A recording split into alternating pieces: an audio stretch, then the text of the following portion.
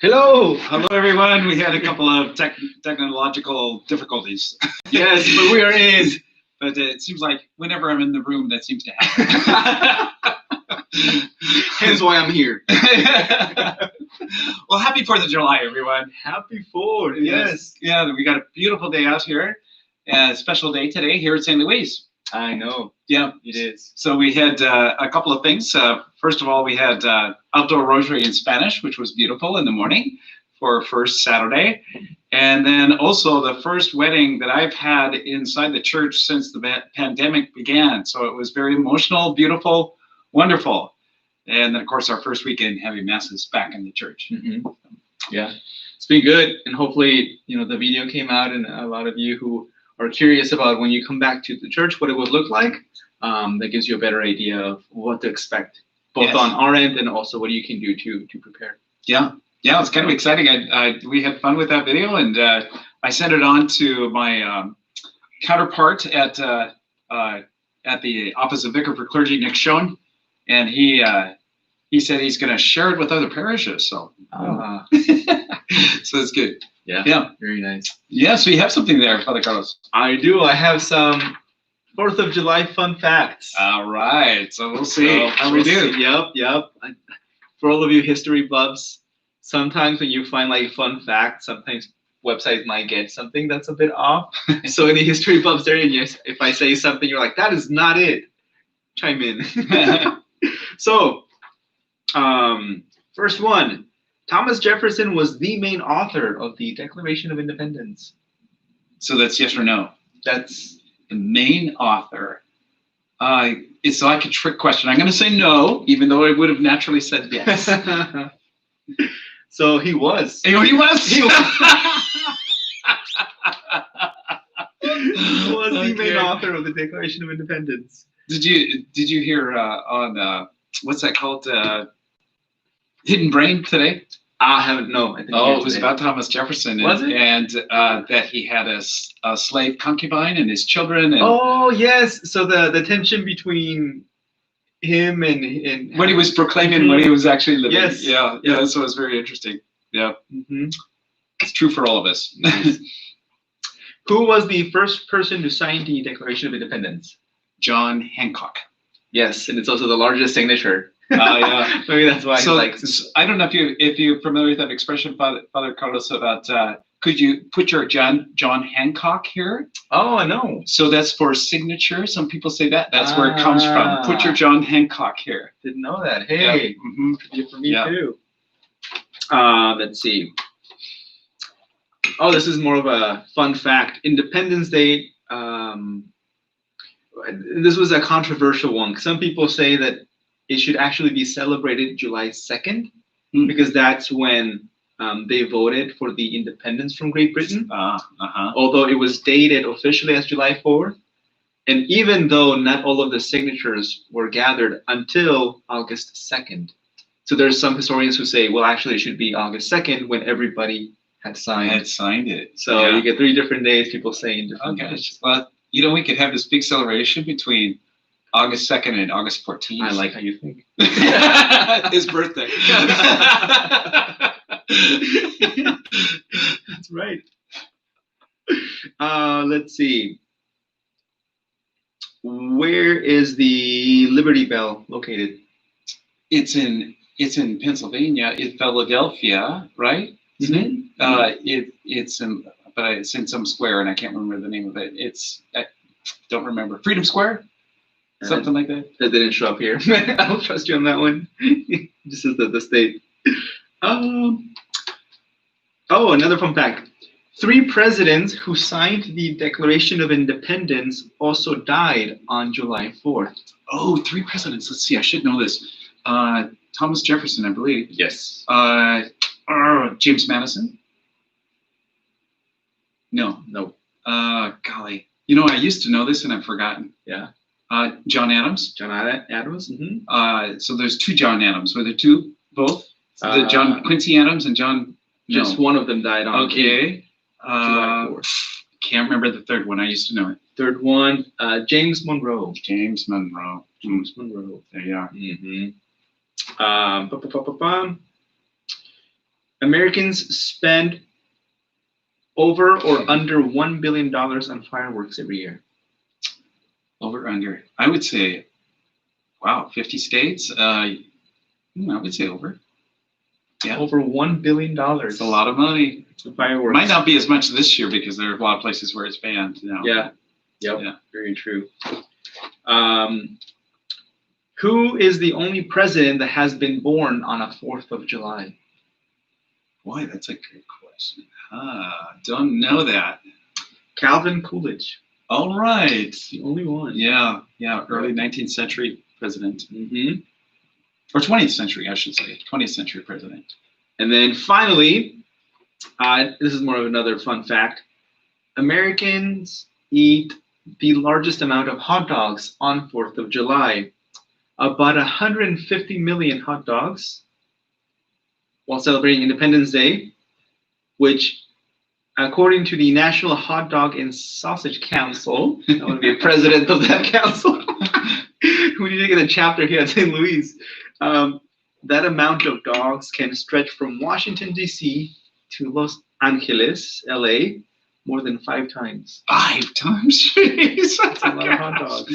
That is a lot of hot dogs. And the record so far for most hot dogs scarfed down at the Nathan Hot Dog Eating Competition is 74.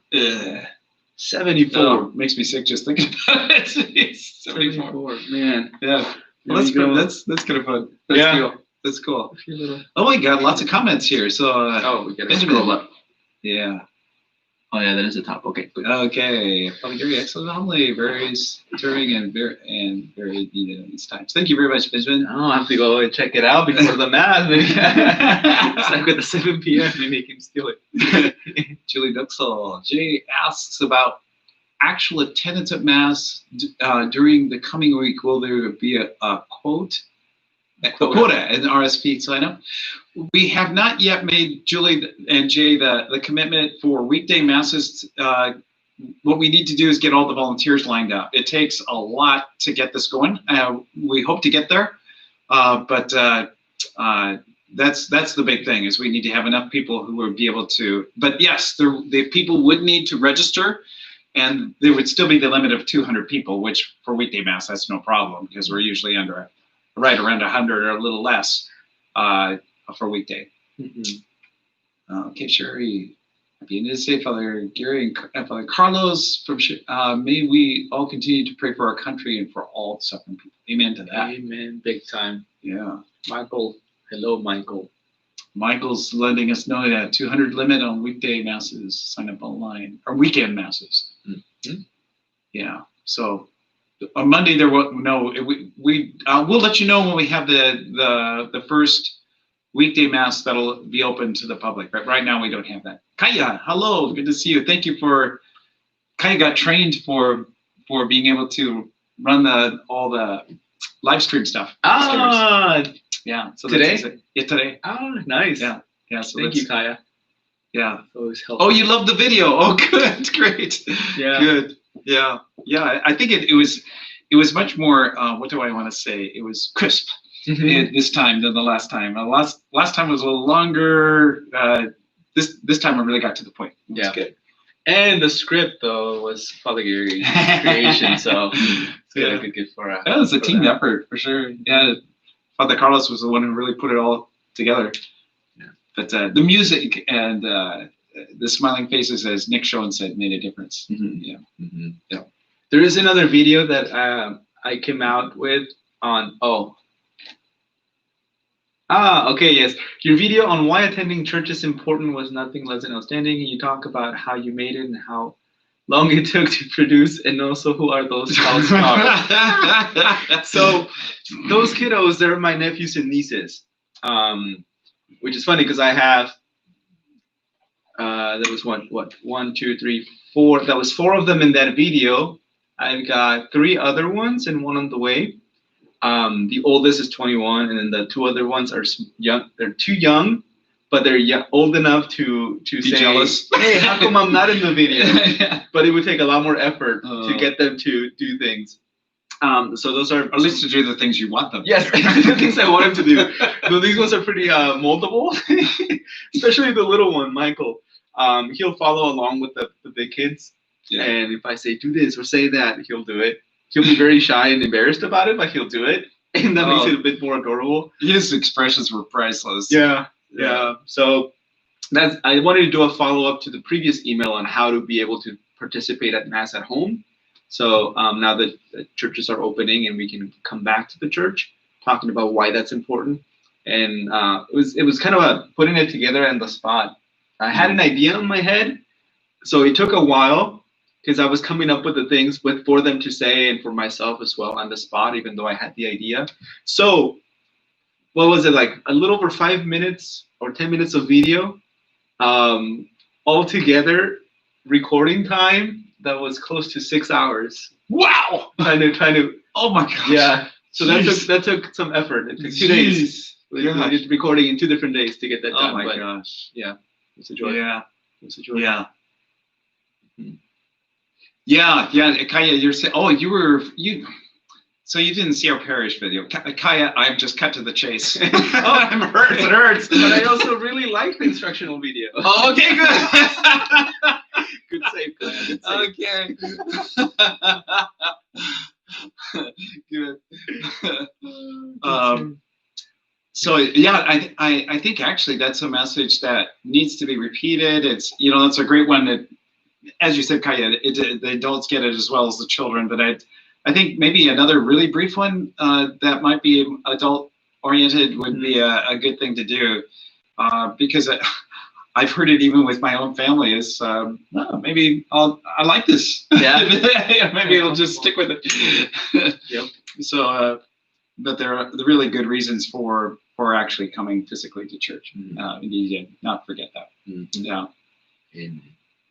So yeah. So lots of things to think about and pray about these days in our country, and lots of things to be thankful for, which actually that's what the word Eucharist means. Mm-hmm. Anything that you think of in particular that you're thankful for in these days, Father Carlos? Well, and 4th of July, coming from as someone who came here from another country, early on, and even though I was too young to really know the struggles that my parents were going through in Mexico, knowing that at that time where we grew up, it was a place where violence from the drug cartels was really picking up, and kids were disappearing from the streets because they would get them so they can train them, and get them into the drug business. Knowing that my parents went through those struggles and then coming to the U.S. to find another opportunity and realizing that here in the U.S. is where I found my relationship with God and my vocation. Anytime that we go through this period, this 4th of July, that's one of the moments of gratitude, pieces of gratitude in my heart is I'm so glad for this nation, as imperfect as it is, and the many things that we need to work on. It gave at least my family and myself an opportunity to have that experience of God. So yeah, a lot too. Yeah, thank you for sharing that. Yeah, that's very personal, kind of sharing an experience. In a different way, because my mother came from Canada, and so all her relatives were there. So I grew up comparing with the two nations, driving back and forth, and the things I like about Canada that I wish we had in the United States, and vice versa. But I guess what I'm grateful for is I'm grateful that I'm here in the United States in a sort of a similar sort of way.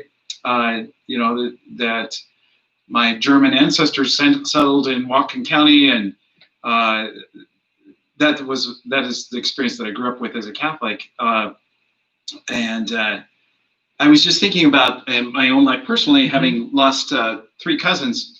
And the Catholic region of Germany has a saying in German, "Gelobst Jesus Christus in alle Ewigkeit, Amen," which means that, and it's a greeting. So one person would be say, "Gelobst Jesus Christus," and the other says, "In alle Ewigkeit, Amen," which means praise be Jesus Christ now and forever. Amen. And so in these times when we're struggling in a lot of that and also being grateful for the gifts, that's that phrase came back to my mind and my heart today. That have so many different backgrounds and experiences, and yet we come together in this one place, and God works through it. Mm-hmm. For sure. Amen.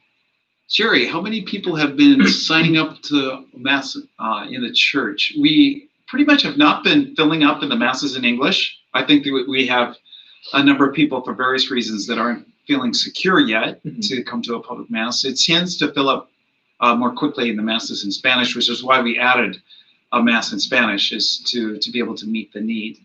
So we have not been turning people away yet. People do need to register. We need to have everyone's name and information and be sure that they're healthy and that all the questions that they need to answer. So if someone shows up and there's a space and we get through all the registration and their information, we also need to be able to, in case there is an outbreak that is related to one of our Masses, we need to be able to contact the people to let them know that they were exposed. And in most cases, I think all of us would have to quarantine. Yeah. So we have to take all those precautions. Mm-hmm. Keep everyone safe. Yeah. Yeah. You can definitely tell some people are still not feeling confident, which is fine. Yeah, we respect that. That's one of the big reasons why we're still offering the live stream Mass. Mm-hmm. So we'll continue with that. It probably even beyond the pandemic, I think we'll continue that for those who can't join for whatever reason. And the bishop is really understanding of that, and therefore the what do you call it? The dispensation for the obligation to attend Mass is still in place. Mm-hmm. Yeah, so I know these are words we haven't ever used a lot in the recent past. Yeah. The obligation for attending Sunday Mass, a dispensation for that obligation. But obviously, when we look at the scriptures, especially to observe the Sabbath from the Old Testament, the Ten Commandments, Jesus, do this in memory of me. Paul, do not absent yourself from the assembly. We know that that's a part of our life, our Christian life, is to make Sunday the center of our week. Mm-hmm. So that's how when we translate that into church law, it's the obligation to attend the Sunday Mass. It's our duty, and how do we say it in the preface? It's our duty, and I can't remember right now, but yeah, you know what I'm saying. But it's both a duty and a joy. It's something that we are obliged. We owe God our thanks for everything that we receive. We're in a debt that we can never pay. Jesus paid the debt, but we unite ourselves to what Jesus has done, most especially at the Eucharist. So it's our obligation, our duty. Another word is that's not used very often is delegation, or to give like for confirmation. Oh yes, right. So normally for confirmation of people who are baptized Catholic, in most cases that the bishop does that sacrament. Mm-hmm. There are cases in which then the delegation is given to the pastor to celebrate the sacrament of confirmation for those who are baptized Catholic. For those who are entering through RCIA, they were baptized in another faith, or they're being baptized at the Easter Vigil. Or this year we'll do it at another time than the Easter Vigil, but that's automatically given. But in other cases, I can get delegation. So for instance, if someone has not been confirmed and they'd like to be, but it's not a time close to when the bishop's coming, I can write a letter, say this is the person, this is the reason, this is the date, and then we get a letter back within a couple of weeks that says delegation is given to you. But if it's not given, it's not valid. Mm-hmm. So that's a very important thing to remember. Yes, it is. I have a story that would take a long time to share, but when we have more time, I'll share it. The good one. Okay. All right. Well, very good. Well, Father, you have Mass coming up here. I do have Mass at 7. Yeah. So we better let you go, and I'm actually going to a barbecue. So, all right. Enjoy. Very good. Well, have a wonderful 4th of July weekend, and we'll be sure and let you know when we start up the public Masses at the weekday Masses very soon. Amen. Okay. God bless everyone. Bye. Plus, oh, it's empty. But And God bless America. Mhm. Amen. Amen. Yeah, that took a little longer than I expected.